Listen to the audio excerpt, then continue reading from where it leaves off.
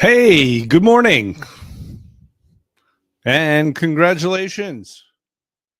You've lost 28 pounds on our program. You did it in less time than you thought possible. You feel terrific. Now what? Now, generally, the panic sets in.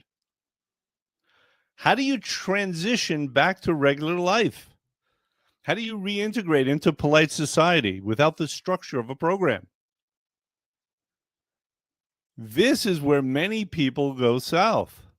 This is where most people struggle. The structure ends, life begins again, and you're not sure what to do. So, today we're talking about how to reintegrate, how to transition from structured weight loss, which is recommended, by the way, right? It is recommended that you have a program and it's a timed kind of a thing.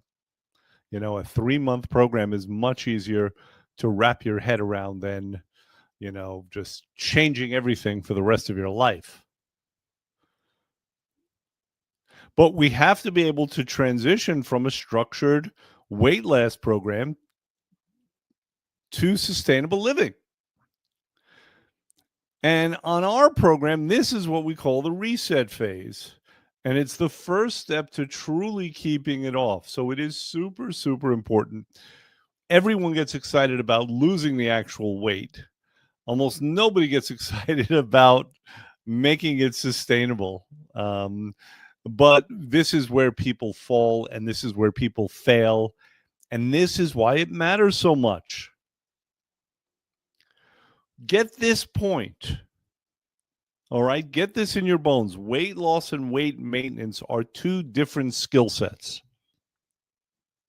Losing weight, more often than not, I mean, unless you're some kind of a yogi who's super powerful and can just make one decision that will fix things for the rest of your life, losing weight is generally a very focused mission.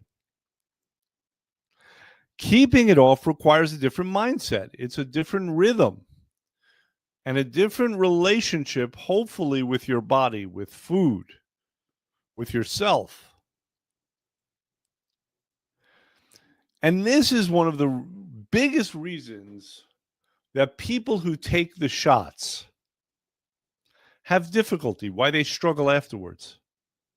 They have a lot of trouble keeping the weight off. It's not the only reason, the fact that they don't have a transition, that they don't know how to reintegrate if they stop taking these medications, because there are physiological reasons, there are metabolic reasons. Those shots do something to you on the inside.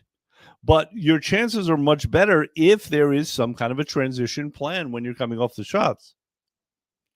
Now, of course, there's a simple solution to that your provider would love, which is you never come off the shots. But that's its own potential headache. So there needs to be a plan for what happens after the plan. And in our system, we've always had this. We've always had this understanding. We call it the reset, retrain phase of the program, aka phase 4. And think of it like this. Think of it like when someone is serving time, they have to reintegrate back into society. They still need structure and support and a new way to live, or they end up right back where they started. Just like, Red in the Shawshank Redemption. He was fortunate. He had Andy and Zay Wataneo, and they were able to do it. But other guys weren't. I forgot the name of the old guy who really wasn't. He wasn't prepared for it. So weight loss is the same thing.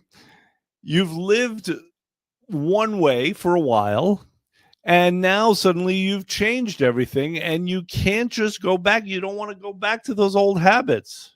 And this is why there's so much fear and panic around this whole subject. So let's get into it a little more. Let's talk about, first of all, the physiology, because that's something that most people aren't even aware of.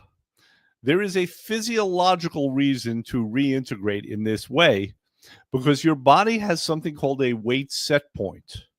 and it's kind of like a thermostat. It remembers your old weight. And when you lose weight, your brain, specifically an area of your brain called the hypothalamus, still thinks that old number is home base. It's like ET, right? It wants to go home. It wants to return. It's like a homing pigeon. So it starts trying to pull you back there. This is in spite of your best intentions. This is how your body works. It slows metabolism, it increases hunger, it intensifies cravings. And it's not because you failed, and it's not because you have some issue with your character. It's because your body is trying to, quote unquote, fix what it thinks is wrong. It's been living at one weight for such a long time. That has become that weight set point. That thermostat has been set there. So the goal of this reset phase is to retrain that thermostat.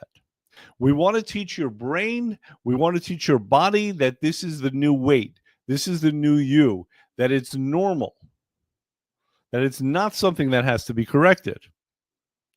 Now, how do we do this? Well, the first thing is we want to bring back foods. We want to reintroduce foods you haven't had in a while. And on our program, for the most part, that means fats. I'll tell you what it does not mean. It does not mean processed carbs. It does not mean simple sugars. Those are things that we've been avoiding and we need to continue to avoid, because those things affect your hormones, and hormones is among the most profound things that affect your metabolism. And this is a metabolic reset is what we're trying to do. Okay, so we're not suddenly going to be, scarfing down pizza and candy and all of that crap. Right? You've been eating lean protein and fruits and vegetables and food that we're supposed to eat. So we want to keep that foundation. But what we want to do is we want to increase fats. We want this to be a relatively high fat period. Why fats? Well, fats are going to maintain what we call insulin sensitivity. The problem with most people who are overweight is that they are insulin resistant. Their body doesn't respond properly to insulin. And as a result, blood sugar goes up and fat is stored instead of lost. And carbs, of course, are the fastest way to create insulin resistance or to undo insulin sensitivity.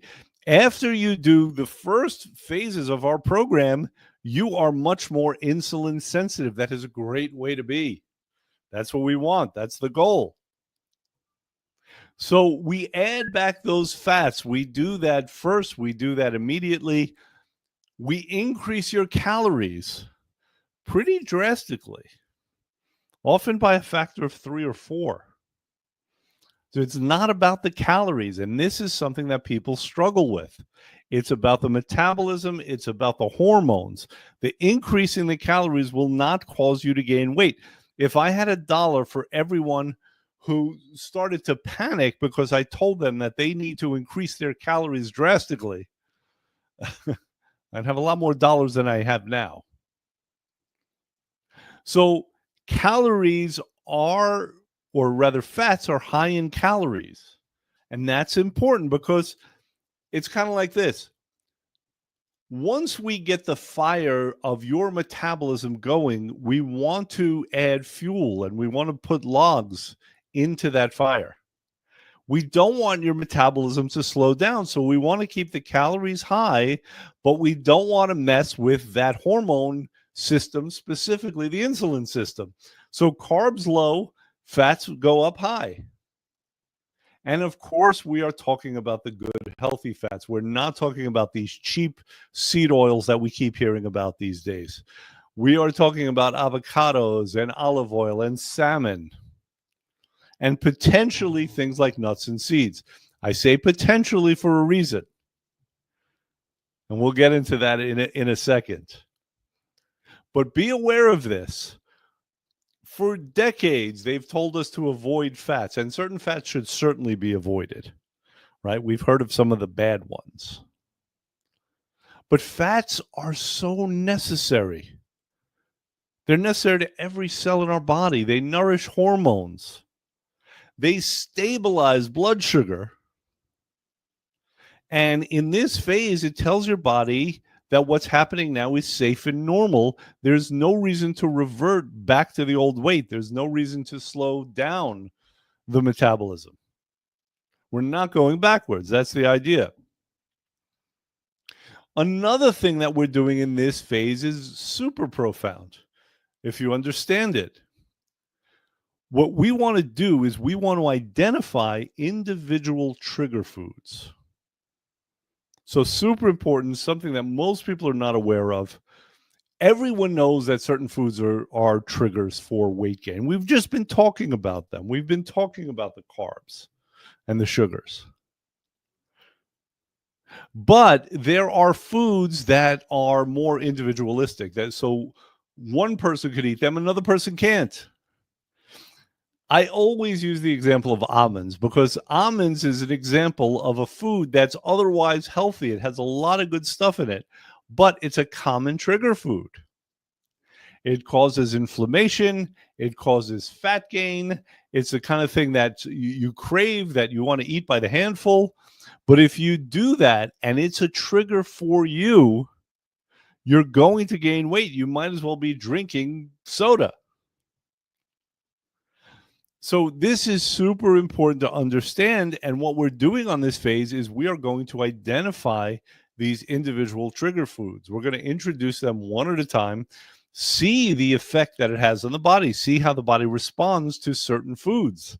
And nuts and seeds are a big one. So it's not an accident that I brought that up. Dairies are, common trigger foods as well. So we need to be aware of that. And this is where personalization matters. And this is where having a structured approach matters too, because you don't want to test out several of these kinds of foods in one day. It doesn't make sense. You won't be able to isolate it. You won't know what's what. You want to take a more scientific approach. Pardon me. Okay. The next thing that you have to learn is also incredibly important, because when you've lost weight, your only focus now is keeping it off. And therefore, you have to learn the mechanisms of doing that. Not only the physiological ones like we've been talking about, but also the habits. What are the best habits for you to have in order to keep that weight off? Now, the most important habit is the tripwire habit. This is what we're calling it. We're calling it the tripwire habit. So let's say your new maintenance weight is 185.4 pounds. Well, let's face it, it's unrealistic to think that every day you're going to wake up, you're going to weigh yourself, and you're going to continue to weigh 185.4 pounds. Right? You need to have some kind of a buffer for just natural daily variations. We fluctuate, weight fluctuates, salt, sleep, hormones, hydration, exercise. I mean, anything could put on a little bit of weight. So you set a range for yourself. And maybe that's 5 pounds, and maybe it's 7. Now, during our reset phase, we keep it really tight. We make it 2 pounds. So this is a tight window. It gives your body a little room to breathe, but it also gives you accountability. And the habits that you develop in this reset phase are going to benefit you for the rest of your life if you continue to keep them. Okay? So you're weighing yourself daily. And if you go up more than 2 pounds from your weight set point, we have a couple of different remedies. I'm not going to get into what they are. I'll tell you what they're called. They're called the steak day or the apple day. And of course, my clients know all about these. But they function to bring you back when you go beyond that threshold that we're discussing right now, that 2 pounds.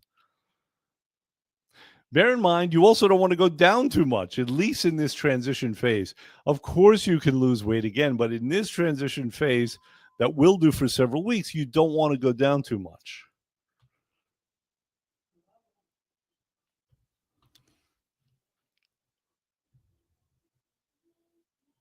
Okay, I just got interrupted. Now I'm back. We were talking about the tripwire, the importance of the tripwire. This is so key. It's one of these things that's so obvious, and yet we don't do it. It's on the order of love thy neighbor, right? It's so obvious. But if going forward, you develop the ability to weigh yourself every day, to decide on what it is you're okay with, what range of weight you're okay with. And then as soon as you go over that, you take immediate action. You're aggressive about it, just like you would intervene if you discovered that your child was in trouble.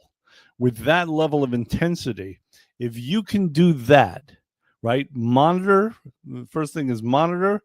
Second thing is understand at what point the wire is tripped, right? Have that trigger mechanism and have that plan to fix it and do that plan. Then you will have a much better chance than you've ever had before of keeping the weight off. And we develop this habit in this phase because that is what we're doing in this phase while we are training your body. You can liken it to training an animal, right? We're saying stay, and if it goes, then we're correcting, and we're saying stay, and if it goes, we correct again, right? It's a process of monitoring and correcting. And as I said, this is the key going forward. Now, that's all things being equal, right? Some people just have metabolic issues. Some people have circumstances that make it very difficult for them. But for most people, most of the time, this is a big deal. My clients who have lost weight and kept it off for years, they do this and they do it religiously. So it's not by being perfect. I want you to get the idea of perfection out of your head. It's monitoring and correcting, being proactive, doing that perfectly, doing that consistently. That's your key. And again, we develop it in this transition phase. That's how we do it here. But I would recommend there always be some kind of a reintegration phase once you lose weight from a structured weight loss program. Okay. So here's the takeaway. Here's what I want everyone to come away with. Losing weight and keeping it off are two different things. Losing is often very much about discipline and focus and intensity and willpower. Keeping it off is more about structure, about a partnership with your body. It's not, to lose weight, you can kind of bend your body to your will. But to keep it off, it's got to be a different relationship. It's much more cooperative. And reintegration, the reset, that's how we bridge that gap. That's how we go from one of these mindsets to the other. It's also how we go physiologically from one type of program to something that's less like a program and more like a lifestyle. It's how we teach your body that the new weight is home for you. This is the new place that we want your body to defend. This is what we want you going back to, the good weight. And it's how you basically graduate from a dieting mindset and a dieting lifestyle to living lean for life, to changing. Let me step back for a moment, okay? The general pattern that I see is this. Someone loses weight and they say, I don't want to gain again. And they start living very defensively. They start living in fear. Oh my God, what if it happens again? I don't want to go back there. I don't want to slip, right? And the plan then becomes to be perfect, to be so on top of it, to be so vigilant that it'll never happen again. And it's it's hard to defend yourself from a potential avalanche. That's not the ideal mindset. That's not the ideal way to live. The ideal way to live is to try to go towards something, go towards greater health, get more into fitness, have goals for yourself there. See if you could run a 4-minute mile. Nah, maybe that's not for most of us. All right. But, you know, go towards something as opposed to just living in fear and, holding your hands up and trying to prevent that avalanche that seems inevitable because it's likely happened before. If you can get to that point, if you can live from a level of ease and work towards well-being and doing so without resenting it and using this transition to get to that place, then you're going to do great. And that is what we have for today. So if anyone needs anything, certainly any help, I am here for that. I have the ability to help you both with losing weight and with keeping it off. So give me a call, and I am happy to help. And I'll speak to you next week.